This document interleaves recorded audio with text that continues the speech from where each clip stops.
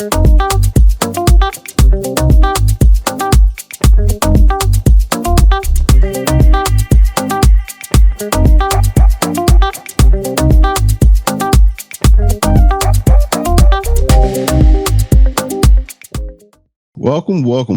y'all. Welcome to another episode of the Is That So show.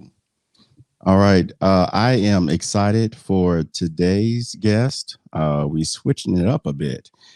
We actually have a sexual alchemist in the building, y'all. Sexual alchemist. Now, I know many of y'all are wondering what is sexual alchemy, and I just want to tell you right now, I don't know either. When I invite my guest on, she will definitely clear up any ambiguities and confusion we may have regarding the conceptualization and understanding of sexual alchemy, and also how that assists us as it pertains to living in your truth.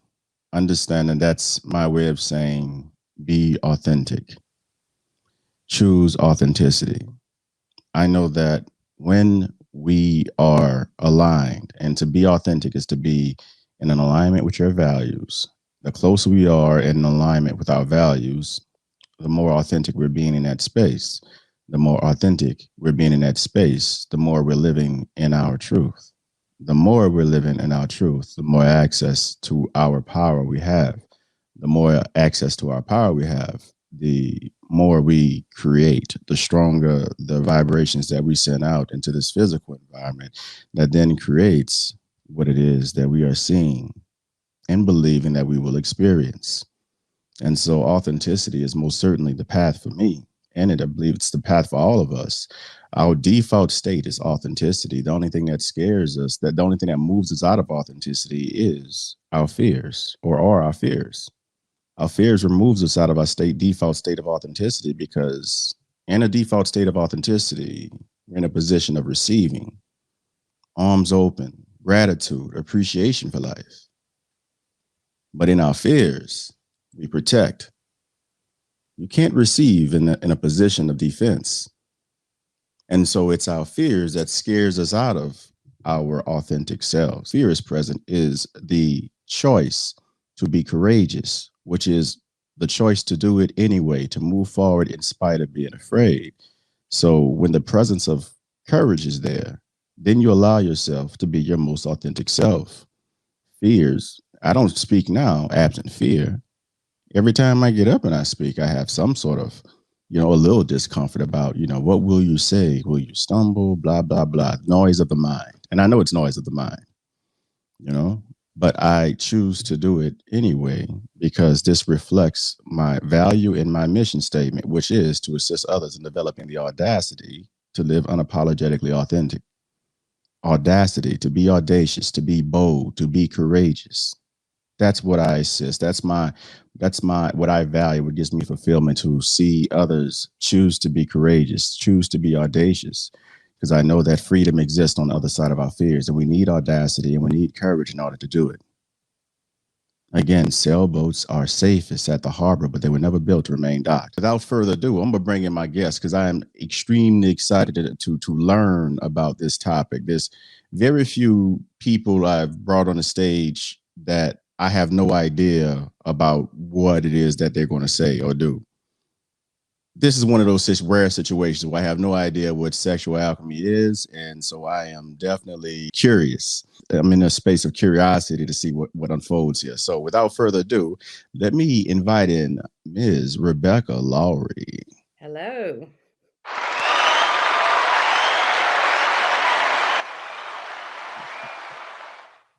Welcome, sister. How you doing today? I am great. And I love everything that you were saying, because I was thinking, you think that you don't know what sexual alchemy is, but everything that you were saying, but through the doorway of conscious sexuality, is sexual alchemy. Come on. So I'm Rebecca Lowrie, and I'm known as the Sexual Alchemist.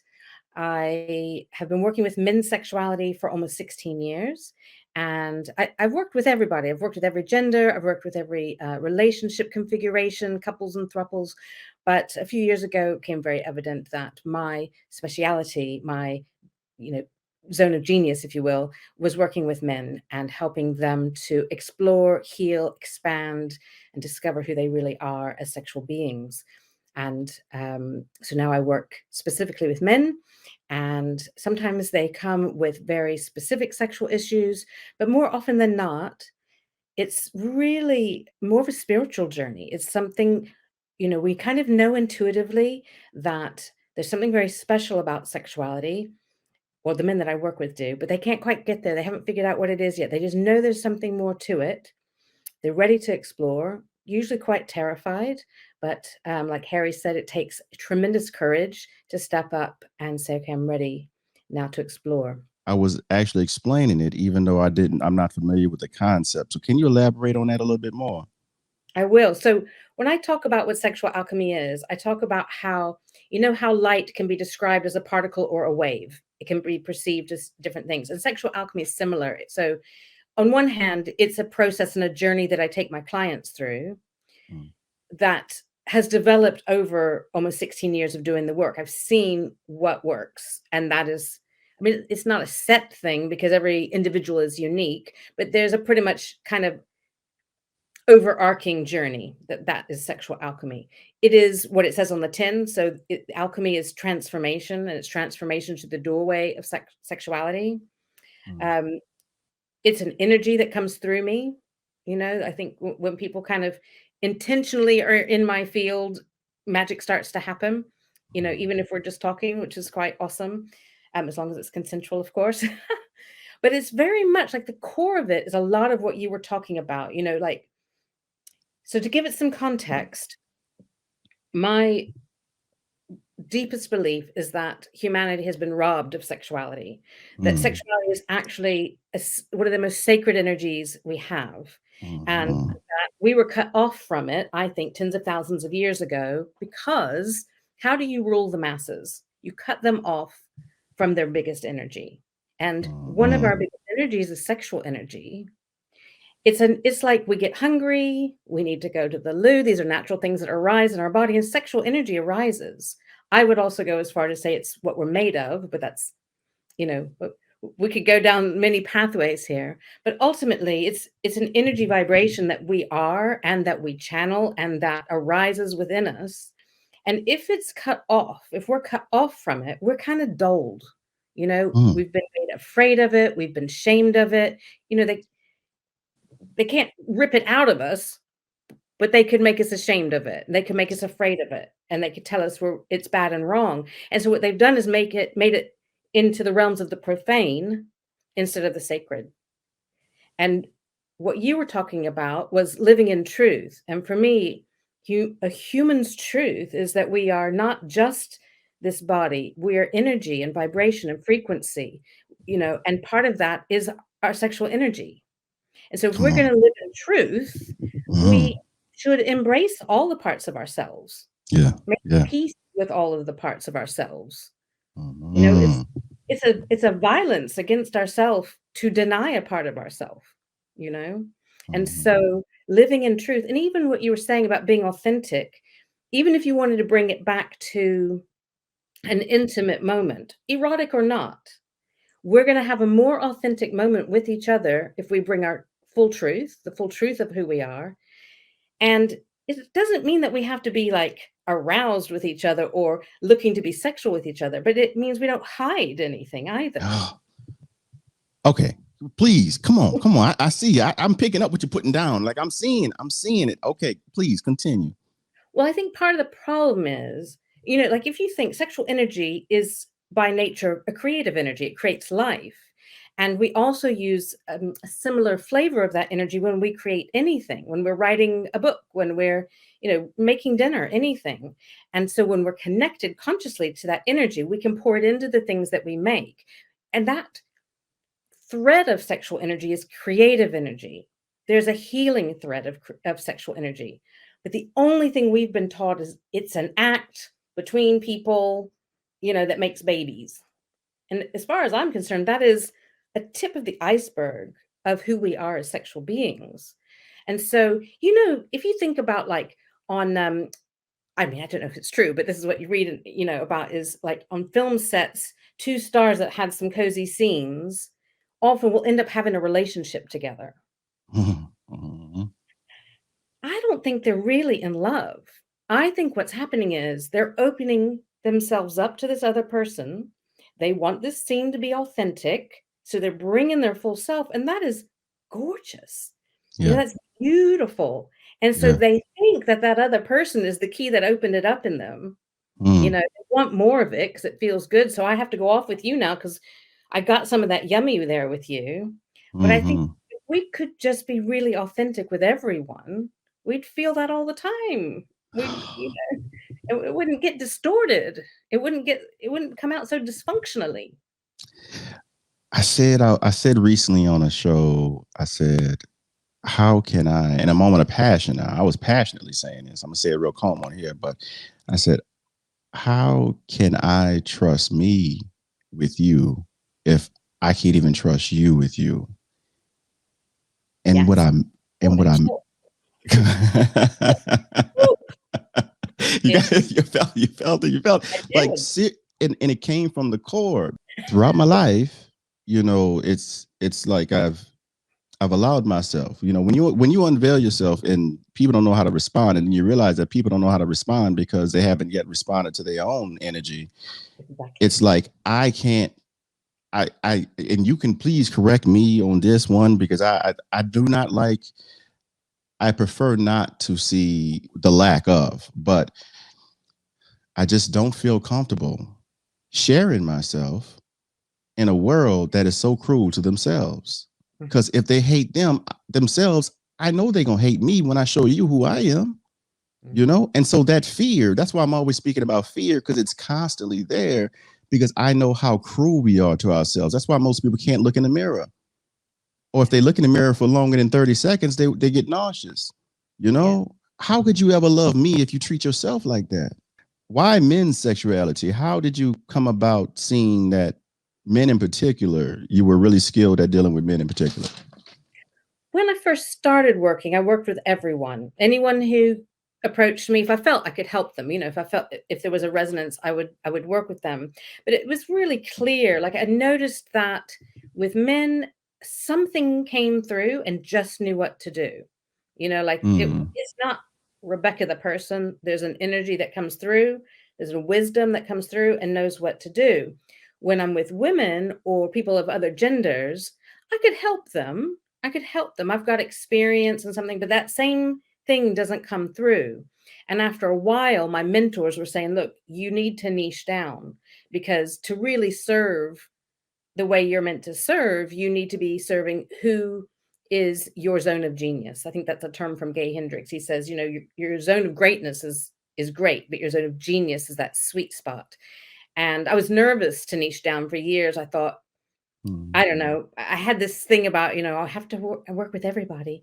But eventually I got over that and decided to try niching and see how that worked. And actually, it's been amazing ever since because what that's done is it's freed up my energy and my focus. And then I niche down, not just from men, but kind of almost more specific men. So they tend to be kind of usually middle age, like late 40s, 50s, 60s kind of thing, um, with little to no experience of sexuality and intimacy, or sometimes they've had some experience and it hasn't worked out too well, or they're experiencing some issues. But at the core of all of them, whether it's a physical issue or a mental, emotional, even spiritual issue, is that feeling that who they are as a sexual being is A, more than what they're supposed to turn up in the bedroom with, and B, that there's a deeper, more profound something to it that they just haven't found. It's like we innately know that it's there, but because we have all this misinformation out there and distortion around what sex and sexuality is, it's hard to get to. Like you were talking about fear before. I mean, my God, sexuality, everyone's told it's bad and wrong and dirty and you should be ashamed of it. And if you're lucky to even have sex education at school, it's don't get pregnant, don't get a disease.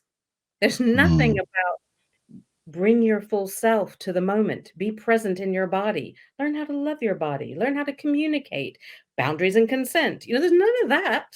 Well, not mm, certainly not back in my day, there wasn't, and I'm pretty sure there's not now. I saw mm, recently a film that was being shown to kids at schools here in the UK for sex education. It was vile. For one, it was from the 80s.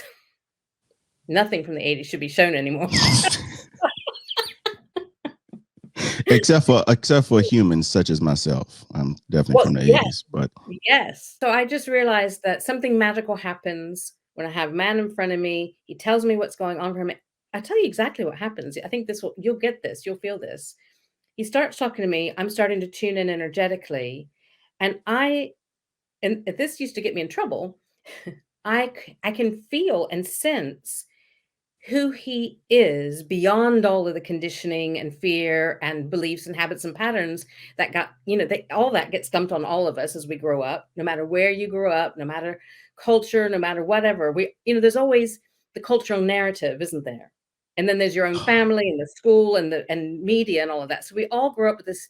I keep using the words distorted and dysfunctional, but they're the ones I've got at the moment. This dysfunctional idea of sex and sexuality and who we are as sexual beings. When I was, I guess, late teens up until probably around 40s, early 40s, when I started this, I could feel someone who they were before, a man who he was before all of the conditioning, who he was at his core. And of course, you fall in love with that, mm, like I was saying with films, I would fall in love and then wonder a little while later, why was he not being who I saw him as? You know? mm, It's like, mm, "Oh, there's something different here." Like, mm. and I later understood it's a gift that I have, that I can see that, and now that I know how to use it intentionally and consciously, I can draw that out of someone and help him, embody that and Oh, help him. oh, okay, this is too tempting. It's too tempting. And I have you on the stage, and I'm so pissed that I have to end so soon. Okay, because I have We'll talk again. anyway. Huh?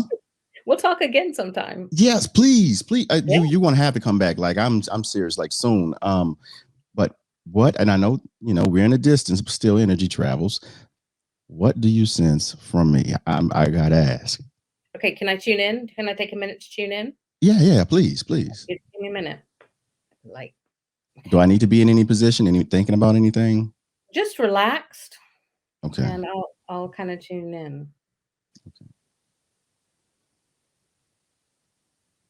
You feel like and I'm not deeply tuned in because I'm doing this quickly. You feel very, like I feel you in your body, which is unusual, I gotta tell you. Mm, Um, I feel so I feel drawn to two parts. I feel drawn to your hips, and I feel like that's because you sit well in them, if that makes sense. Like you're present in them, you're there. And the second place, but I was drawn to both of them at the same time, is your heart. Like your mm, heart's very activated. mm, I gotta tell you, like as I'm just kind of quickly scanning through your system. Quite often, I can kind of scan through a system and go, okay, there's something calling me there. We need to clear something out, or listen to it, or whatever. But you're very much more present in your body than I often come across. Does that mm. resonate? Do you feel those? Yes, Yeah. yes, yes. It's really the outside world that I need to be more present in. Well, you can play with that because you can, from this embodied place, kind of reach out intuitively and, tickle the leaves on the trees, have your back Mm, against them from where you are, have them come into you. mm. Wow. Oh, oh, this is you are good. You are wow. You are good. I gotta give you applause. Hold on. Yeah, you are. Damn. Okay. Oh, okay. Okay. Thank you for that. Seriously. Because I feel that. And and I'll say to let you know that I'm being sincere and that I feel that that's where the fear comes in, is that I do feel like present in my body, and I know like I have a good sense of this energy, right? And when you're in the space of love, like you just want to share. Love only gives of itself and only seeks Nothing. It really doesn't seek anything except what it will receive is more of itself. Only love is acceptable to love. But I look out and I see a world that's so dark. Mhm. Ergo my name nocturnal. Nocturnal therapist, but nocturnal really being the fact that my mind wakes up at night between 10 p.m. to 3 a.m. really, and Right. I've always been able to like navigate. I could see the darkness. It was like I could see it and I can always navigate through it. I feel that so many of us are blissfully unaware. Listen, and I hear what you're saying too about, well, all of it. But I was going to point out something where you were saying about the darkness that's kind of in our world, and I have gone through existential crisis after existential crisis about what is the point. Like humaning is hard, and there's a lot of humans who are doing things I would prefer them not to, shall we say, and being, how do I be with all of this? How, oh, I feel quite teary even saying it. What and I So what I love about the name of your podcast is that, so in a way that's become a bit of a mantra of mine, which is to question everything, to question every belief, to question every position I hold, to question every, I might think that person over there is evil or bad or wrong. And then I think, is that so? What really happened to them? What's actually going on for them? What's underneath them? You know, that saying hurt people hurt, not as an excuse for the way the world is, but just to go, okay, all right, what if I, because sometimes it shuts me down, So what if instead I send love? Because I have access to huge amounts of love. I can love pretty much anyone. Not necessarily their behavior, not But them, necessarily their beliefs, but who they are at their core is what I am at my core, yes, you know? yes. You So if dig I deep enough, we all reach the same center. Yeah. Please. So if I can get in there and love, it might not change them a lot, but my hope is that it will create a ripple of a new energy that may not have been introduced in their system before. Like plant a seed. Plant Love heals and truth frees. That's what I always say. Love heals and truth frees. But they got to be receiving. They got to be in a receiver's position for that love. But yes, that what you were saying, the conflict with the hurt people, and again, that's not an excuse. But I understand, you and I understand it when we dialogue and we say these things. But the outside world, again, that's so cruel. They will look at that and say, oh, you're trying to make an excuse for them. No, it's that I said this on another podcast before as well. I said, what you're seeing, I don't believe in toxic people. I don't. That's, to me, that's nonsense, and it's a common fad. It's a fad right now only because it satiates the part of us that seeks vengeance, in my opinion. and blame to someone else. Exactly. There's no Yeah. such thing. If you ask, I'm pretty sure I've never talked to the Dalai, but if you talk to Dalai Lama, I'm pretty sure you ask him what a toxic person is, he'd be confused or laugh at you because there's no such thing. I can't declare something true for the other and not accept that truth for myself. But anyway, what I see when a person is, let's say the narcissist, and that's also one that they like to throw stones at. What I see is a person on flames, Yeah. right? Completely engulfed, toxicity inside of them, person in flames. I see the progression of a virus that has gotten out of control within that person, but it is not that person.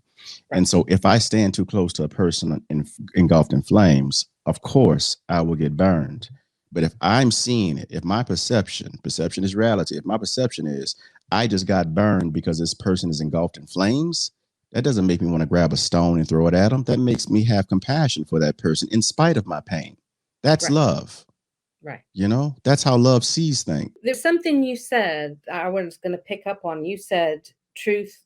You said love heals and truth. What did you say? Love heals Freeze. and truth frees. So I think I use those in my work, and I'm always in a place of love with all of my clients. It's not romantic, but it's a, unconditional universal space of love, because that's where healing happens, right?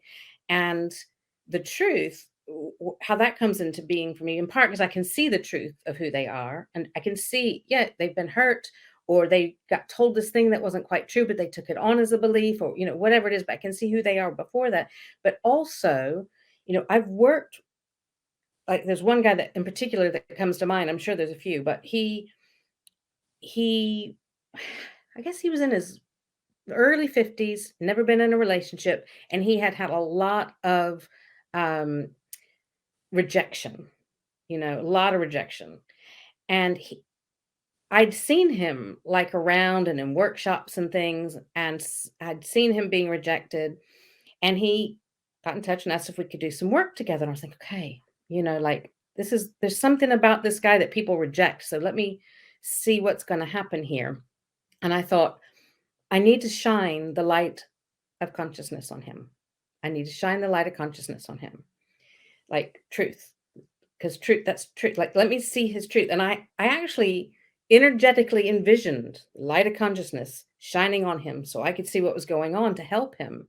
What I saw was he thought he was disgusting. Somewhere along the way in his youth or somewhere, or probably a lot of his life, he had taken on the belief that he was disgusting. And I felt like he actually felt like he smelled of poo, like it was that bad. And so I kept this light on him while we were working, which meant I could get close to him and work with him because I could see that's just an illusion. That's just a belief. That's where I would bring in that. Is that so? Are you actually disgusting? Or is that a belief that we can clear out of your system? Mm-hmm. And so that all those things you talk about, love, truth, light, and even is that so, questioning things, being open and curious, that's all the stuff that heals. That is alchemy. Mm-hmm. You're Oh doing my it. goodness, you and I, we are definitely in energetic alignment here. Is that so? So is that so is a double entendre in that I had to spell it with two O's. School of Outliers represents a business, but Mhm. also it is because last year I must have flashed out at least once a month. It was just a rough year, for me last year, and this year I decided not to look at the news, not to speak on politics or anything like that because it was poison in my system. And so is that so was a mantra or remind me of a parable I learned decades ago, well, roughly about a decade ago, about this Zen monk called I think his name is Hakuin. And basically he was accused of fathering being a father of a baby to a teenager in the community, and he was a sensei. He was a very respected leader, sensei, had a lot of students. Well, when they accused him, because the young lady, she was, the parents demanded to know who the father was, and after some days she told him it was him. So after they accused him, his response was, "Is that so?" And then they said, "Well, this is your baby, you take care of it." And his response was, "Is that so?" And so once word got out about the baby, him being the father of the baby, he lost all of his students, and he said, "Is that so?" And then he lost the respect. They wouldn't hear him on the boards or anything like that. Like, they ridiculed him in the community. So, in his response to even that was, "Is that so?" And so, even though he didn't know how to take care of the child, he went to different women that would assist to help him, teach him. And he just groomed. He take care of the child the best he could. Showering the child in love. And then I think it was roughly a couple of years later, 3-4 years later, the teenager, she fessed up that it was a young man in the fisher's market who was the father of the child. And so the parents and the that then teenager went to Hakuin and begged for forgiveness. And his response, after they said, she told us the truth, was, "Is that so?" And he said in that parable, it says the hardest thing that he did, though, because they asked for the baby back since it wasn't his.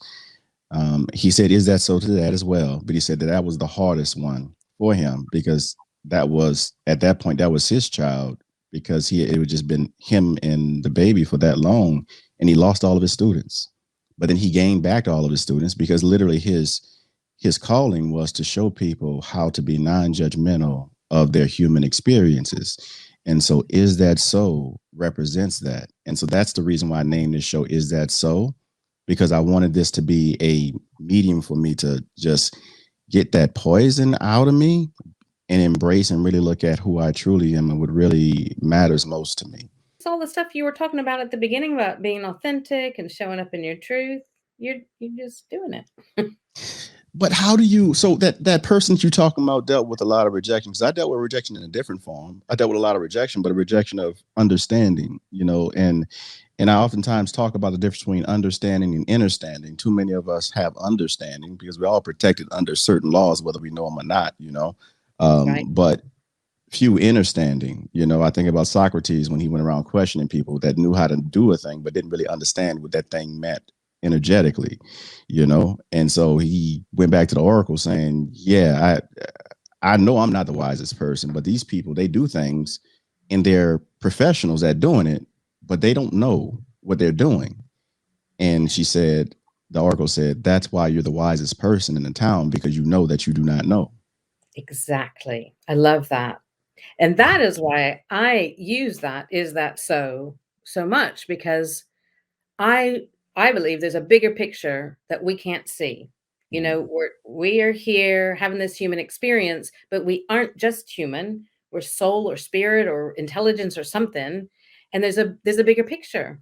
I don't know if you've heard of it. There's a great book called The Afterlife of Billy Fingers.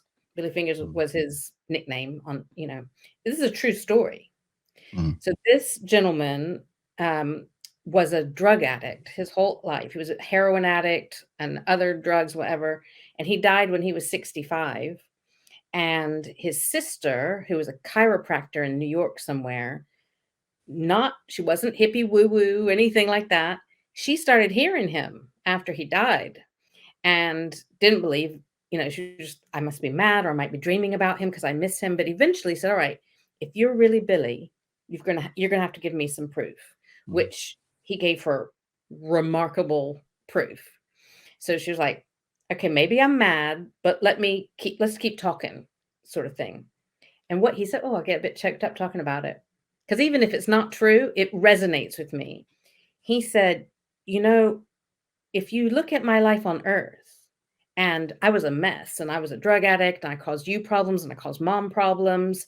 He said, but from here, with my wider perspective, I can see why that was the perfect life for my soul to evolve.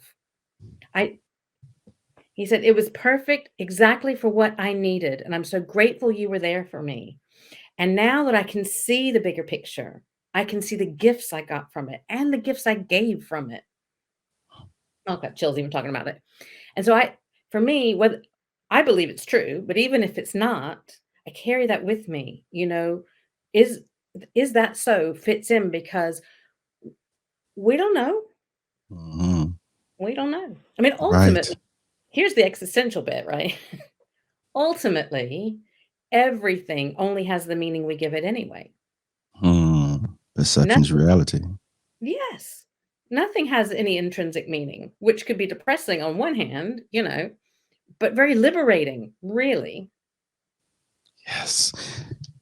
Yes. I oftentimes say, I quote Khalil Gibran and say, pain is the breaking of the shell that encloses our understanding, that it's the bitter potion by which the doctor within heals our sick self.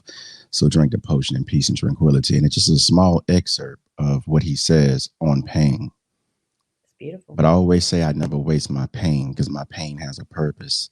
That's It's right. the refining and defining process of beingness. Like the entire reason why we're here is to discover more truth of who we are, to discover the truth of who we are, but we don't discover the truth, but many truths along the path, you That's right. know?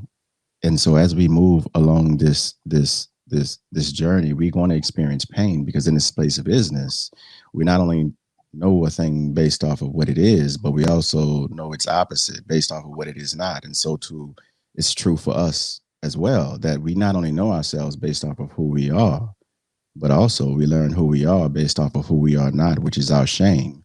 And that's the reason why we're repulsed by our shame, because it does not represent who we are, but who we are not. But if we stare at our shame long enough, because the mind constantly attaches to what it stares at, whatever you stare at becomes your reality, we can confuse it with us, and then we become our shame, and then we operate from that space of falseness. And so living in the truth is coming out of that dark area, doing a shadow work, coming out of that dark area, because that dark area for me really represents ignorance. Ignorance and freedom cannot coexist. And the hardest prison to escape is the one that we can't see, touch, taste, or smell, the one made up of our fears. And we think that we're comfortable and safe hiding in those, but really all we're doing is keeping ourselves from having this human experience. Life will bring pain no matter what, but suffering, much of our suffering is self-chosen because we're choosing to hide ourselves, thinking that it will keep us safe from pain. Life will bring pain no matter what. You can choose to be you and experience pain, or you can choose to hide in the closet and experience an intensified version of that pain. But either way, life is to be lived and experienced. You're here to have a whole, full experience, and that pain just digs a deeper well in your beingness so that you can contain and hold more joy. That's right. That's right. And it's that pain is like, what are you going to do with it? It's an opportunity, isn't it? What are you going to do with it? And what is it, Buddha, that says suffering is disagreeing with what is? It doesn't mean that you want the pain, but you go, Yeah, instead of going, I'm not in pain, or I'm going to cover it up with drugs, or I mean, I'm not saying that you shouldn't alleviate your pain. I'm just saying that be present with it. Ask it yeah, what it's there to teach you, rather than yes, saying, woe is me, I have pain. Go, all right, come in, my friend. Be my teacher. Tell me what's here. There's a gentleman named Dr. John D. Martini. He's this like polymath genius across many levels. And I did a workshop of his a few years ago. He took, I am not kidding you, 6 hours to overlap every science known to man to prove that the universal definition of love is equal amounts of challenge and support. He said, if you have too much support, you become juvenile and you can't grow and be in your life. And if you have too much challenge, you fall apart. You need equal amounts of challenge and support in your life to grow. And he takes it further and says, at any moment that you remember only challenge, he can prove to you that there was support there. You just haven't seen it because you haven't grown from the challenge yet. Now wow. that's not my process, that's his, but it's fascinating. Whenever challenge comes, I'm like, okay, thank you. What's the opportunity here? Yes, the Chinese symbol for crisis is a combination of the symbols danger and opportunity. So when Mm, danger is present, there's also always opportunity. That's why I lean into my discomfort. I say lean into your discomfort. I lean into my discomfort of the unknown, and that's how we ended up with our first podcast. We didn't even know we were going to have a podcast, Daphne and I, but people started. We were just doing free wellness calls, and then people said because of work, people went back to work, and they were like, "Can you record them?" So we had so many recordings. We was like, we might as well turn it into a podcast. And now we like have like a regular podcast, and now I have two podcasts, and amazing. it's it's the universe is always conspiring in your favor. It just because I said this before. I said, just because it hurts, who told you that your pain wasn't good for you? You know, we don't like medicine, most of us, but it's still Mm, good. We don't like alcohol on our wounds. It stings us, but it's still for mm, the healing. mm. You know, oh my goodness, I'm so. Oh, I definitely have to invite you back. I Yes, have to please. invite you back. Oh Yeah. my goodness. Well, just tell us. Well, let me ask this question. I'm gonna go over a little bit, but how how do us men, how do we men get free sexually? Like, I know this is a very broad question, but if you will, because I'm pretty sure that's gonna be on people's minds. Well, the first thing that comes, I probably would have a different answer if you asked me a different day. The answer that comes right now, and I can tie it right into the title of your podcast, is every thought, belief, habit, pattern that you have about sexuality, who you are as a sexual being, question it. Mm, Is it the core truth of who you are, really, right down into that core center of you? Or is it something you were taught or learned or picked up, on the media or television or something? Does it feel like truth with a capital T to you? mm, And if it's not, loosen your grip on it, let it go, and come back to what is your truth of who you are as a sexual being. mm. Mm, Yes, yes. And so, sexual alchemy, literally, it's about it's a process. It's one of the many processes that we can use, but very extremely powerful. One of the few very powerful processes that we can use to return to love, to return to oneness, mhm. to return to our authentic selves. you Yes, know? and then imagine bringing that version of you into your life, whether that's erotic or not. You know, if it's into your life, you're going to show up more authentically and in your truth, in your business, in your relationships with your kids, and then in the bedroom also. Instead of Mm. having lots of shame between you and me, we've cleared some of that away. There's more of us who we really are present, and that creates like this, like we're having now, a delicious meeting, conversation, or it could be a sexual expression as well, you know, doesn't have to be. That's the good stuff. All right. Odd question. I'm gonna say this on air. I'm gonna say it on air. I don't, is that so? I'm not going. There's a little bit of shame there as I ask this question because I know it's gonna be on air. But I don't even know if you have a response to this.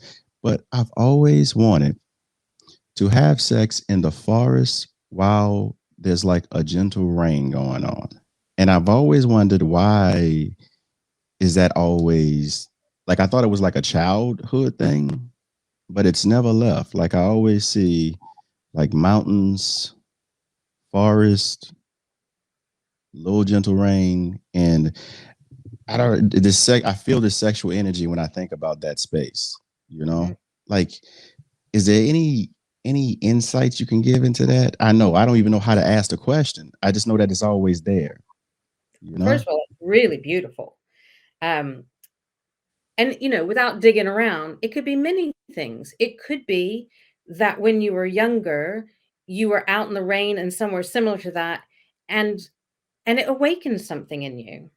You know, children are sensual, and that's a sensual experience you're talking about. You know, so it may have just awakened something in you. That may have been the first time you felt aroused, but not aroused to have sex, just aroused, like awakened is the way Mm, you're so an energy in you that went, oh, that's that feels good, mm. you know, Yeah. and then the thought of then consciously adding, you know, a sexual experience to it would be like delicious.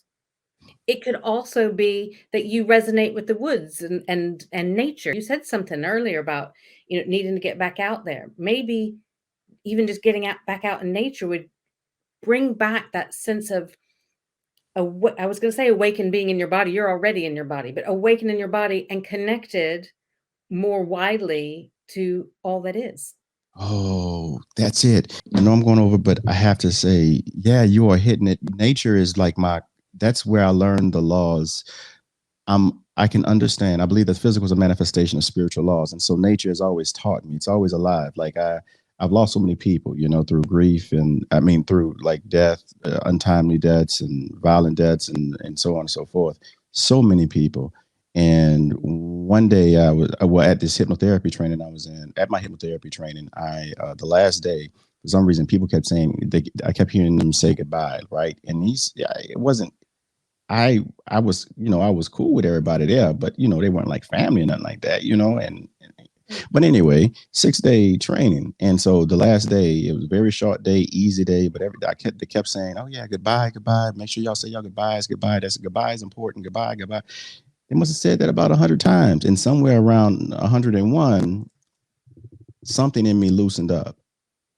Like something happened, and I began drawing. And grown man now in the training, I drew a picture of a house, me, grass, gentle grass, like going in the wind, like leaning over, very soft, gentle grass, a beautiful tree, one big large tree that provided shade and like sunlight and birds. And for some reason, I felt so safe looking at that. And then I went outside because I felt so full. And when I say I cried, I, I rarely cry at funerals now because so many people die, and that are close to me. Yeah. But when I say I cried, you won't see ugly cry. Watch me cry. I was crying. I couldn't even breathe. I was crying so hard, And I must have been out there 2 hours and all I could do. I didn't really process it until after the fact, like after I came back. But while I was out there, all I was doing was holding on to the grass, like holding on to the grass and touching the trees. It's like a home for you, isn't it? It is. It is. It's like no matter how many people I lose, these will always be here, and I know that they love me, just the same. Yeah, and there's no, if we get really esoteric, our that which we really are might come out of the shell suit of our body, and then we're just kind of here. We're in the grass and the trees. Like that's where your people are. They're in Hmm. the soil, they're in the trees, they're in the flowers. That's Hmm. it's the same energy that alights those and makes them here. Makes them here for us. Is the same that makes us animated in a body. Hmm. Oh, you're coming back. Please come back. Please come back. I'm gonna give you. Please take 60 seconds to tell the people where they can find you at. Please let them know about your websites, and please check out because I've literally I've been more vulnerable in this short time that we spoke and than any other show I've done, and it's so easy with you, because you feel it.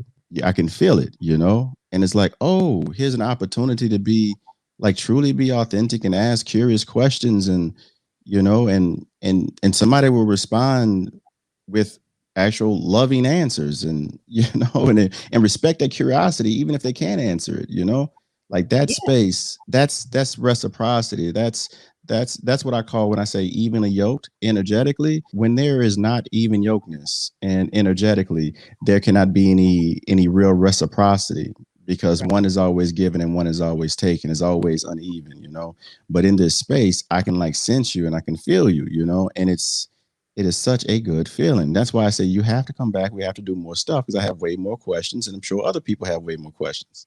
So please tell the people where they can find you at. All right.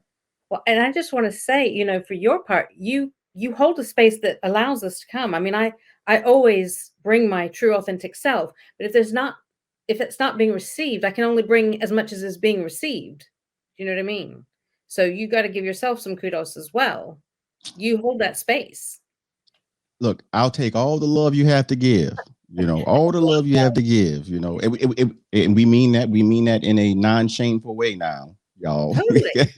Totally. But please let the people know where they can find you. So my website is sexualalchemy.com or RebeccaLowrie.com will take you to the same place. And then across social media, I'm either Rebecca Lowrie or Sexual Alchemy. Sexual Alchemy is starting to get a bit censored. So Rebecca Lowrie. I hang out on Facebook and Instagram a lot. And then there's my podcast, the Sexual Alchemy Podcast, which is everywhere that you listen to podcasts. I also have a book on Amazon, 101 Meditations for Life, Business, and Bedroom Success, and Sexual Mastery activation cards for men, which you can get on my website. All right, we're definitely going to have those when we post this episode. We're definitely going to have those links down at the bottom. So Thank you. thank you for that, and thank you so much for having space for me and for teaching. Like seriously, thank you, and I have to have you back on the show. Yes, please. And thank you so much. It's such a pleasure to be able to talk with someone who not only gets it, but you're doing this your version of this work in the world. And that really lights me up. So thank you.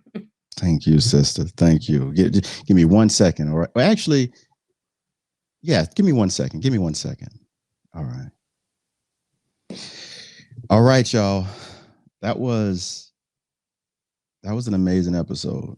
Um, it yeah. I notice I'm like stuttering and it's rare that I'm without words, but that was an amazing this was an amazing episode, an amazing experience. I'm definitely gonna have to have Ms. Lowrie come back and talk to us more about sexual alchemy.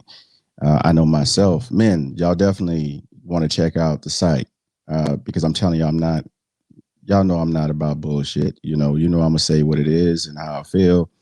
All I know is if you look at the progression of my shows, you know that I was more vulnerable in this space than I've ever been. Like I'm always open and I'm always authentic, but the intimate details that I begin to talk about in this show, I don't share details like that. Definitely not on where it'll be out permanently. But there was a natural like energy there. This sister truly is gifted.